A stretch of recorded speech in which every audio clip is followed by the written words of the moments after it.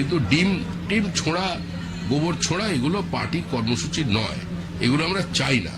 তৃণমূলকে ডিম মারলে আমরা কি করতে পারি?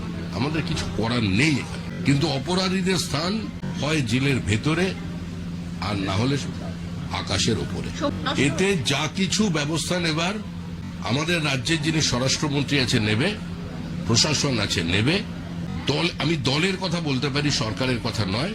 কিভাবে সরকার এটাকে নিয়ন্ত্রণ করবে, কিভাবে অপরাধীদের শাস্তি দেবে, সরকারি সম্পত্তি যারা ধ্বংস করেছে তাদের বিরুদ্ধে কি ব্যবস্থা নেওয়া হবে, সেটা সম্পূর্ণ পশ্চিমবঙ্গ রাজ্য সরকারের প্রশাসন নেবে।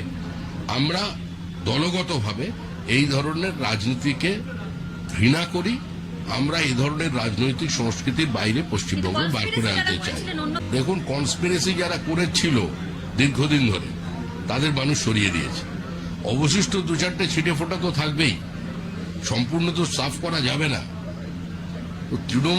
তৃণমূলই আছে, কেউ মনে করছেন, কেউ মনে করছেন নির্মূল হয়ে গেছে, কেউ ভিতরে ভিতরে যোগাযোগ চালাচ্ছেন। তো এগুলো চলবে, এগুলো চলবে। কিছু লোকেরও থাকে, সরকার যতটা পারার করবে।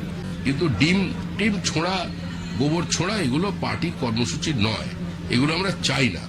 তৃণমূলকে ডিম মারলে আমরা কি করতে পারি? আমাদের কিছু করার নেই। সব জায়গায় তো পুলিশ নেই। উইমেন পুলিশ রেশিও কত? প্রত্যেকটা তৃণমূল পাড়া একটা করে পুলিশ লাগতে হবে। তৃণমূল পাড়া বড়ে গেলে এখন কিছু নেই। দুর্দণ্ড প্রতাপ নেতারা বাড়ি থেকে বেরিয়ে তো সমস্যার সমাধানটা করতে পারেন, কেউ বেরোচ্ছেন না। আমরা তো বলেছি ভয়ের কিসে, বেরো। পঞ্চায়েত অফিসে রাতারাতি তালা লাগিয়ে দিল।